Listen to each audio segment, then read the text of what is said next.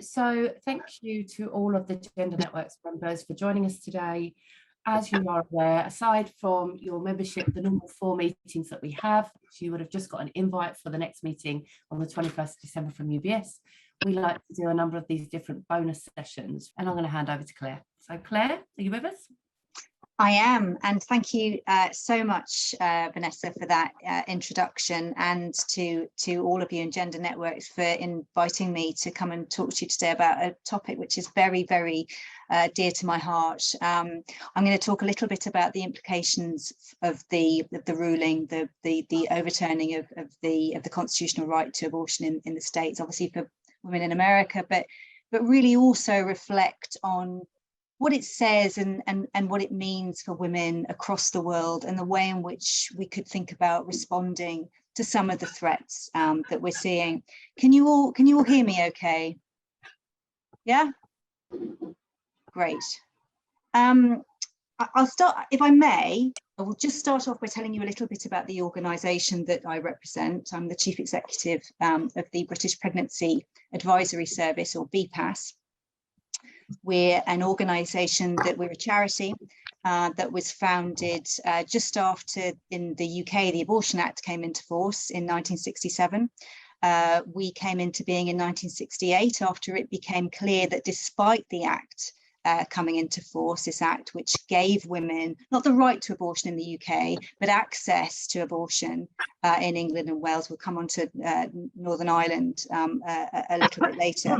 But gave women access to abortion, provided that 2 doctors approved her request, that the pregnancy had not exceeded 24 weeks, and that her physical or mental health would be harmed by the continuation of the pregnancy.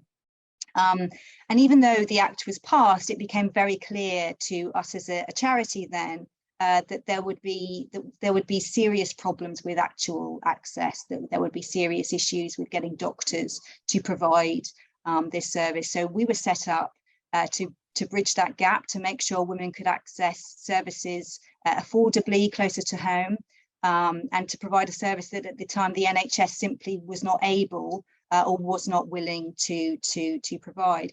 And actually, that still remains the case today. So now, although the NHS funds the majority of abortion services in this country, and there are now around 200,000 abortions a year in the UK, that service is provided almost entirely outside the NHS. So 70% of abortions provided to women in this country are provided by organisations such as BPAS, and you will also be familiar probably with it's now MSI Reproductive Choices, formerly Mary Stopes. They changed the name because of the eugenist implications that were still attached to it. But together we provide about 70% of care. And it's interesting sometimes when people talk about the privatisation of the NHS and raise concerns about that, that actually this is what has already happened with abortion care, insofar as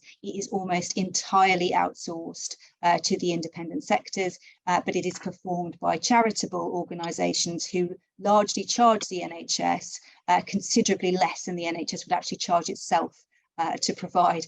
And that is actually becoming an increasingly serious problem for us as we face financial challenges going forward. But that is how the UK abortion service works. And just very briefly for us as an organisation, so yes, we exist to provide that service to women. It's what we are absolutely committed to doing, as early as possible, as late as necessary. But we also campaign for progressive reform of the abortion law, and again, I'll come on to talk a bit more about that a bit later. But we exist to advocate and to educate, and really to really broaden understanding of why this is a service women need and will continue to need. Unplanned pregnancy is a fact of life. Women will continue to experience pregnancies that they cannot or do not want to continue, and it's our mission and values and vision as an organisation to be there for every single woman who needs us. So if we go back then to where we originally started, which was thinking about what's happened in the States then with Roe v. Wade, and the overturning of what was women's constitutional right to abortion, established in 1972 and recently overturned by the Supreme Court. And although in a way this kind of seemed to kind of come out of the blue, really this has been an ongoing strategic campaign by those who are opposed to abortion for many years. And by changing the makeup of the court and the appointments that Donald Trump made while he was in power, that even though he lost the election, he had changed the Supreme Court in such a way to enable these kind of really quite profound social changes to take place. And what the overturning of the ruling effectively means is that it's not a ban on abortion by any means, but effectively it sends the issue back to the individual states. And a number of those states had already laws waiting to be enacted that would then impose their own ban or significant restriction on abortion, and that's what we've now seen in a wave of states that have introduced now their own bans, or where we have bans forthcoming. Now that doesn't mean abortion is banned across the board. In the States, you will obviously have more liberal, progressive states where abortion is freely available, and indeed, we've even seen places where we assumed a change would be made.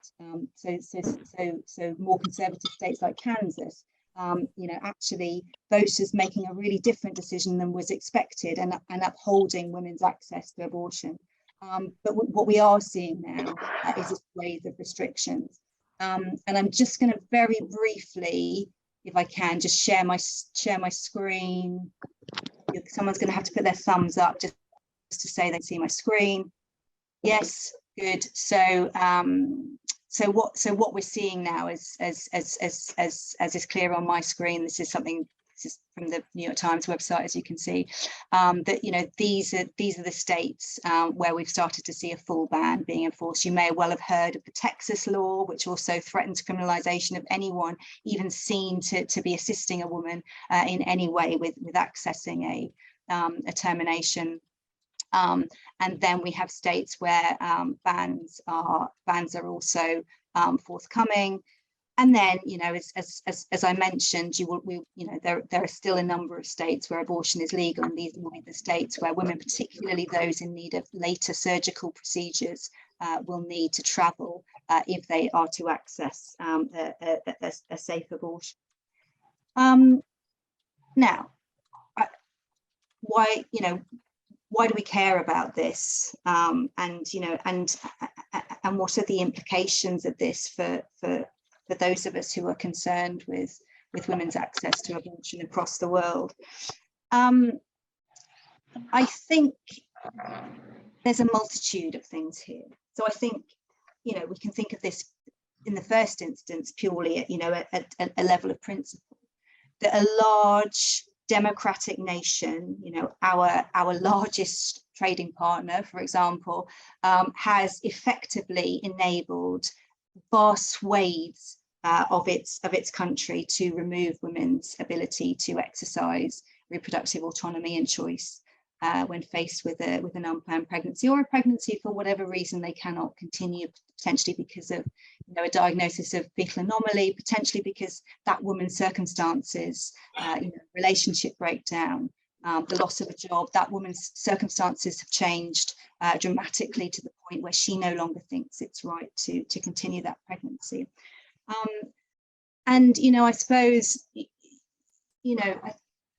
I mean, maybe I would say this, but it's, I think that there is really, that ultimately when we think about women's access to abortion and abortion rights, we think of this almost really as the right on which everything else in women's lives rises or falls. So if women do not have the ability to make that decision, if women are effectively compelled to continue pregnancies that they do not want, and which risk their life, their health, their well-being, the well-being of their families, if women do not have that kind of decision making, that power to make that decision making, nothing else in women's lives works. It compels women to stay with abusive partners. It means that women, and it's perhaps not necessarily always widely known, but the majority of women having abortions, both in this country and in the US, are already mothers.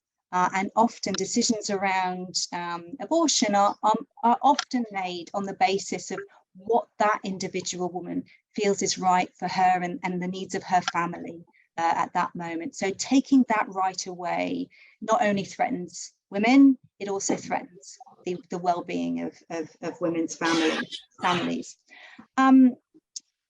At a practical level, so what does this mean for women in the States at a very practical level? At one level, medical abortion, so abortion by pills, is a game changer. So yes, even in states where abortion is illegal, many women will be able to access safe, effective medication in the post, and there are networks that have been set up to enable the delivery of these kind of services, to say this is a safe, effective method. This is what many women in the UK now also use. They are able to obtain pills at home. And they undergo what is akin to an early miscarriage at home. They have access to 24-hour telephone or online support. And for many women, that is a really great option. So at that level, practically, there will be women who are able to access abortion services, even if they are in states where this is illegal, if there's no way of detecting these medications in a woman's bloods, if bloods are taken. But clearly for women in some states, they would be breaking the law, and it's a travesty that women would have to be in that situation. But although that is clinically acceptable for many women, there will be women for whom that approach is simply not suitable. There are women for whom it's simply not clinically appropriate, even if they are under 10 weeks gestation. And these are pills that generally need to be used at earlier gestations. They can be used at later gestations, but at that stage they really start to need to be used in a clinical environment. And the majority of women needing abortions after 10 weeks in this country, for example, will choose a surgical method, and that simply will not be available. So if I very briefly go back to my screen, so one of the ways in which Biden has responded to these to the Supreme Court ruling is to say that there will be funding for women who need to travel across state lines to access services, although the details of this are still not completely clear. But as you can see, if you're a woman if you're a woman living in the Deep South, there are numerous state lines over which you would have to cross in order to, if you were at late gestation, if medication in the post was not suitable for you. So how has this come about? Well, I think, as I said, Biden has responded, but it feels, to many people, that sort of feels a little bit too little, too late. The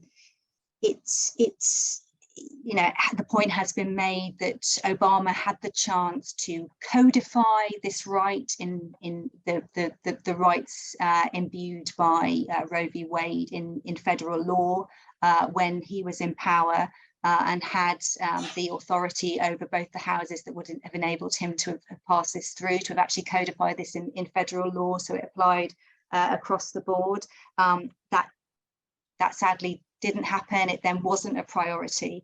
It wasn't a priority when he actually when he was actually elected. Did the US pro-choice movement get some of their tactics wrong?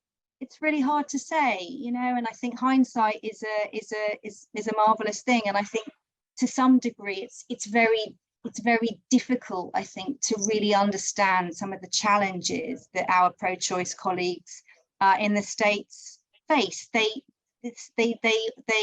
occupy a very, very different environment where abortion has been, you know, I talked about this being a strategic plan for a very long time by those opposed to abortion, and abortion was very much embraced by the evangelical right, and it became a politicized issue for them in a way that it just hasn't in the same way elsewhere in the West. And, you know, the Democrats at the time, well, they had Roe v. Wade, so potentially, yes, of course there was complacency. We all become complacent when we think we have, you know, things are on our side. But I think it's, yes, it's you know, I think the other thing is clearly, you know, in the last few years, the direction of travel has seemed to be, you know, in the other direction. When you look at some of the progress that's been made on abortion rights in a string of actually very religious countries, or historically countries seen as having very religious traditions. So, you know, Ireland, for example, they had their referendum to repeal the 8, to take away that part of the constitution that prohibited women's access to abortion. These were women who, you know, had to make that journey to clinics such as those run by BPAS for many, many decades, and now, thankfully, they can be treated at home. And also South American countries, again with a religious tradition like Argentina, who've also approved abortion. So it's felt to some degree that the direction of travel has been in the other direction. But I think, you know, that notwithstanding, the message that the overturning of Roe v. Wade sends is, I think, very, very empowering to those campaigning to keep abortion illegal in countries where it is still illegal, of which there are still many. You know, some of the South American countries, El Salvador, for example, closer to home, Poland, Kenya. You know, I think what this ruling does is make really crystal clear that progress is not inevitable, and that, you know, while we like to look at the direction of travel as always being forward, as always being about progressive reform, that really, you know, rights can be granted, but they can also be taken away. I think, you know, if we think now about the situation in the UK, and in the aftermath of Roe v. Wade, I think a lot of the sort of the commentators, the opinion was all sort of slightly smugly reflecting on the settled nature of abortion in this country, that this simply wouldn't happen here.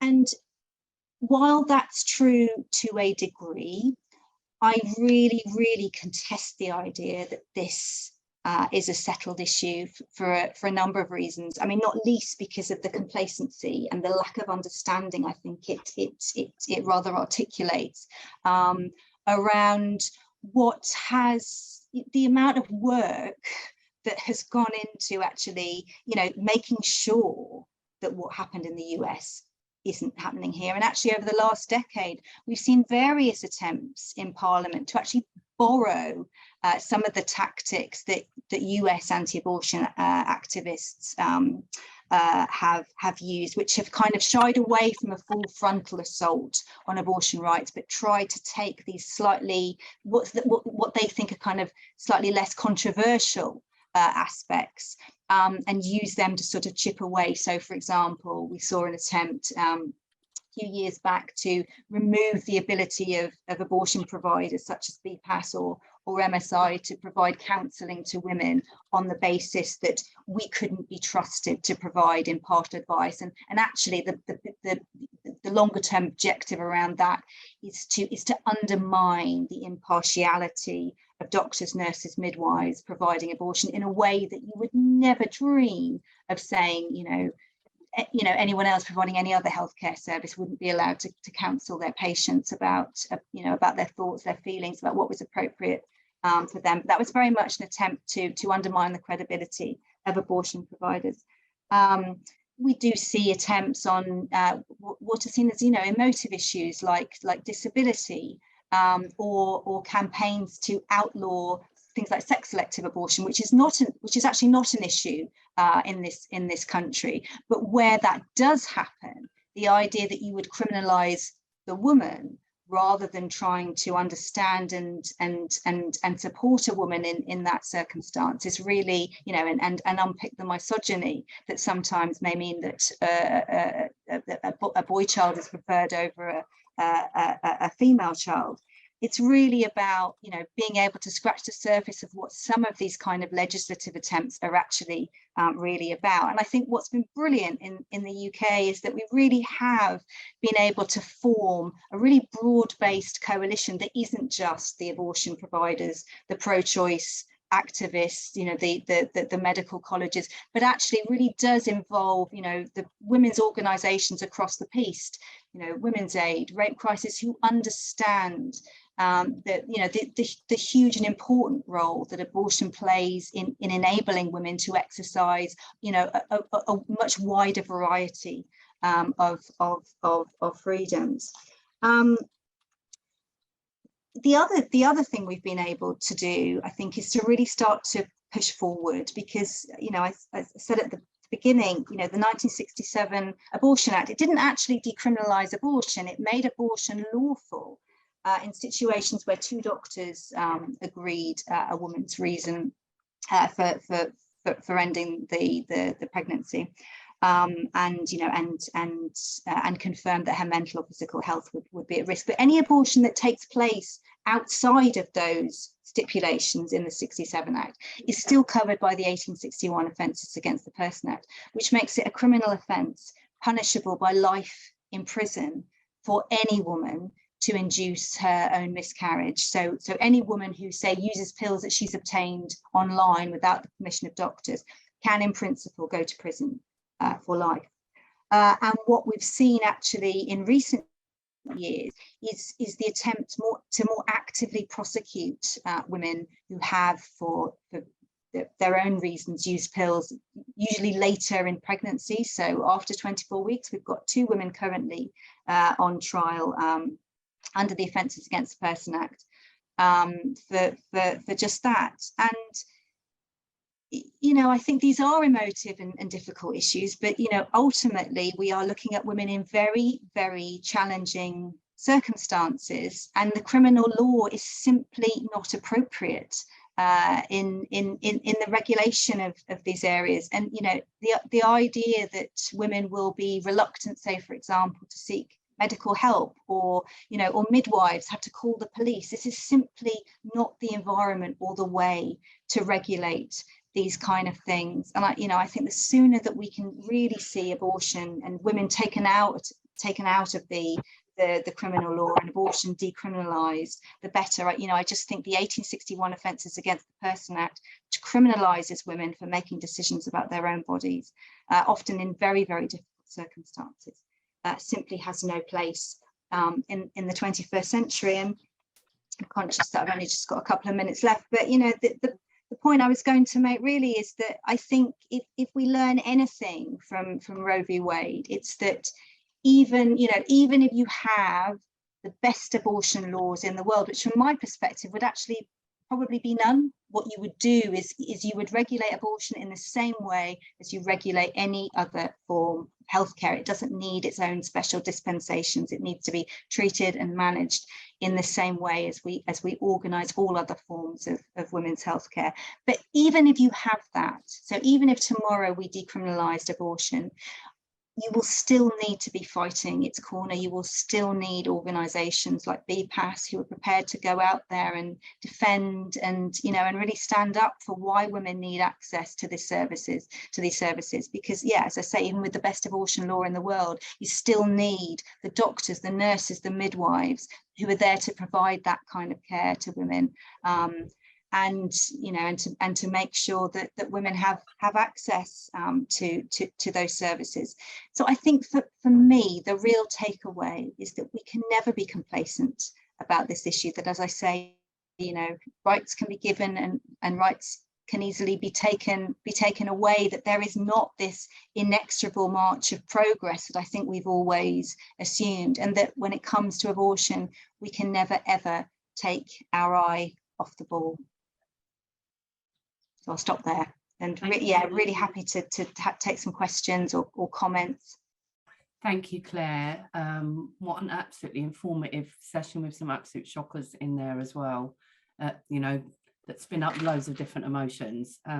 So I think we've got some questions, and please do feel free to ask other questions in the chat. So the first one is, what, if anything, is appearing in any company policies here around abortion? So I think this is, you know, have you seen any other companies taking a yes, so I think this is a great question. And so, you know, I think what's been really brilliant recently actually is increasing numbers of company policies that address pregnancy loss in its entirety actually. You know, and it initially was very much focused on miscarriage and stillbirth, but actually increasingly we're seeing policies which also do address abortion. And make clear that, you know, if a woman needs time off for that, then you know, that must fall under the pregnancy loss policy. And I think that's really important, because I think it sends a really clear message that abortion is a normal part of women's reproductive health care. And I think, you know, one of the ways in which some of these laws and, you know, and restrictions happen is because of the way in which abortion gets so stigmatized, and, you know, and sometimes politicians, for example, are afraid to stand up and actually say that they are pro-choice because they think, oh, is this all a bit controversial? But no, it isn't. And actually in this country, you know, we are a pro-choice country. Poll after poll after poll, you know, really shows that people really support women's access to abortion. They see it as something that, you know, that women need. And even if they may say this isn't something I would choose for myself, but I understand that this is part of you know, of what women need in a, you know, in a functioning democracy. So I think company policies which increasingly sort of articulate that position, that put abortion side by side with other reproductive and gynecological incidents in women's lives, I think are really, really important. And as I say, increasingly we are seeing companies do that. I mean, I think ASOS has come out with a really good policy recently. So I would love to see more of that. Yeah, and I just think for Gender Network members that are on, you know, it's a good idea to check any internal policies that you've got and maybe make that suggestion that it is included. You'll be doing things for women that may face that decision at some particular point, and also from a point of inclusion as well. So just maybe a takeaway for that is to go and check your own policy and see if that's there or whether it's kind of been omitted. That'll be absolutely fabulous. Yeah. Fantastic. So another question, what are the rules in Scotland? What are the rules in Scotland in line with England and Wales? So are they massively different? Oh yes, absolutely. So Scotland is also covered. It's covered by the 1967 Abortion Act as well. So the abortion regulations are devolved in Scotland. So although they have the Act, if abortion was to change, so that would have to come from Scotland itself. That will not come from Westminster.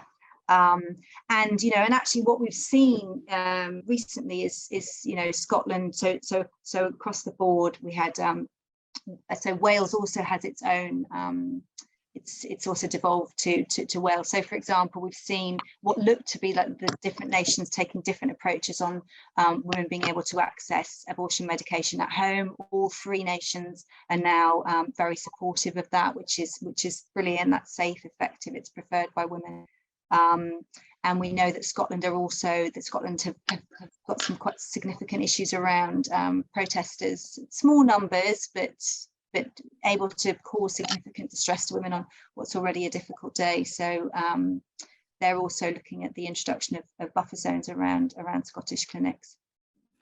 Okay, we've got some just observations here that company hasn't even alluded to it or not provided any guidance coming out of the US. There was a question around LGBTQ community impact around these laws. I don't know if you can talk to that, Claire, but any ideas?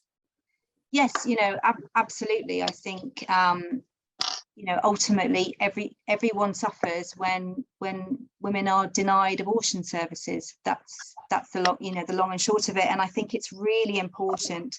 I mean, within my organisation, although we've got quite a clear policy on, we will continue to talk about, to use the word women, as opposed to sort of people or pregnant people. I think what's really, really important is, you know, we recognise that, you know, people who identify, you know, with different identities will need to access, may well need to access abortion services at some point in their life. And the absolute paramount, how absolutely paramountly important it is that, you know, that services are inclusive and are able to support people regardless of their identity. I know in the States there are particular concerns around the trans community access to abortion services, and I think it's really, really key that these are inclusive. Yeah. I think the kind of question on everyone's mind is, what is the likelihood of abortion laws changing in this country? You know, I know we've got some, you say, some politicians that are fairly vocal and others that kind of sit on the fence.